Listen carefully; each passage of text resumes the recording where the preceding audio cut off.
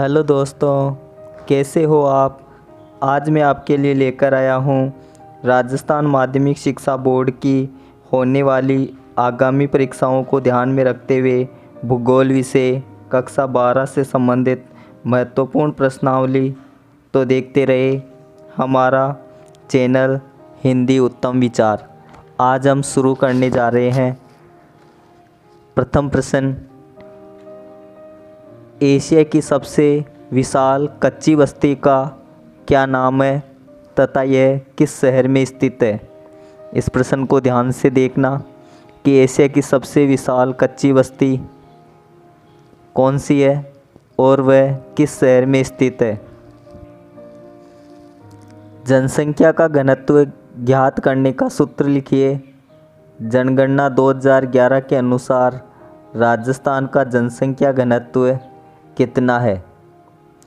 भारत में प्रश्न 3 है, भारत में कृषि की कोई दो विशेषता लिखिए तथा भील जनजाति द्वारा पहाड़ी क्षेत्रों में किए जाने वाली झूमिंग कृषि को क्या कहते हैं। प्रश्न 4 है, मानव विकास की अवधारणा का प्रतिपादन किसने किया। न्यून मानव विकास श्रेणी 0.5 से कम में शामिल किन्हीं दो देशों के नाम बताइए। प्रश्न ऐसे बनाए गए हैं कि एक प्रश्न से संबंधित और कुछ प्रश्नों को भी शामिल किया गया है। इसी प्रकार पांचवा प्रश्न देखिए, राज्य में सूती वस्त्र उद्योग की कोई दो प्रमुख समस्या लिखिए। प्रश्न 6, एशिया की सबसे बड़ी कच्ची बस्ती कौन सी है। एशिया की सबसे बड़ी कच्ची बस्ती कौन सी है। इसी में दूसरा प्रश्न है, मुंबई की सबसे बड़ी कच्ची बस्ती कौन सी है। इस प्रकार से भी आ सकता है। इसी में तीसरा है, किन उपयोगी कार्यों में धारावी बस्ती ने ख्याति प्राप्त की है। चौथा, गंदी बस्तियों की किन्हीं दो समस्याओं को लिखो। तो छठा क्वेश्चन 4 प्रकार से पूछा जा सकता है। सातवां क्वेश्चन, पंचम व्यवसाय में कौन कौन से क्रियाकलाप सम्मिलित है। इसी में दूसरा है, कुटीर उद्योगों की विशेषता बताइए।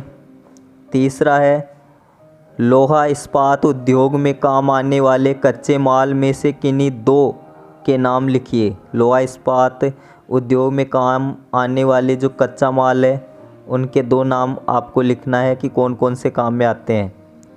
आठवां प्रश्न पढ़ेंगे, मानव भूगोल की प्रकृति को समझाइए। इस प्रकार से आ सकता है, जयपुर जिले का बरवाड़ा गांव किस प्रकार के मानव अधिवास प्रतिरूप का उदाहरण है। तीसरा प्रश्न, मानव भूगोल मानव समाजों एवं धरातलों के बीच संबंधों का संश्लेषित अध्ययन है। ये कथन किसका है।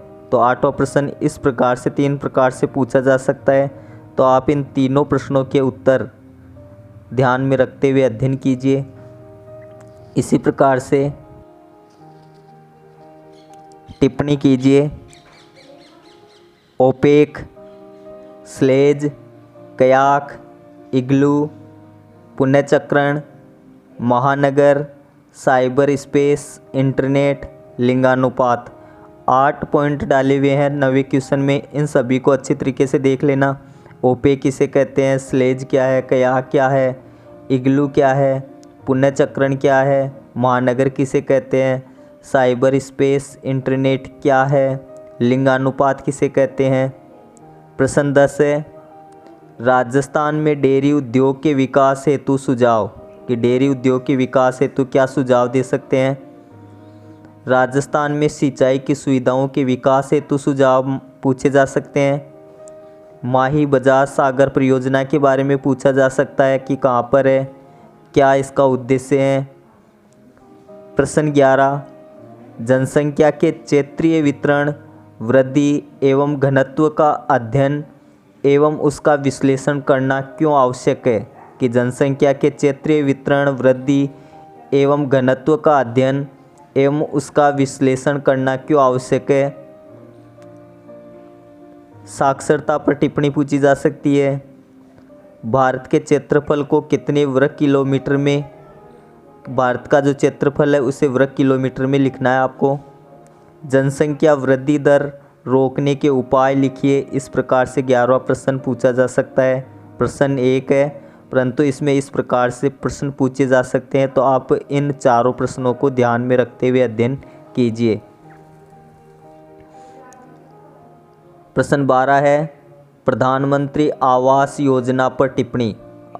जो प्रधानमंत्री आवास योजना चलाई जा रही है उसके ऊपर टिप्पणी लिखनी है। मनरेगा योजना पर प्रकाश डालिए। भारत में गरीबी उन्मूलन हेतु चलाए गए किन्हीं 2 कार्यक्रमों का वर्णन कीजिए। कि गरीबी उन्मूलन हेतु चलाए गए किन्हीं 2 कार्यक्रमों का आपको वर्णन करना है।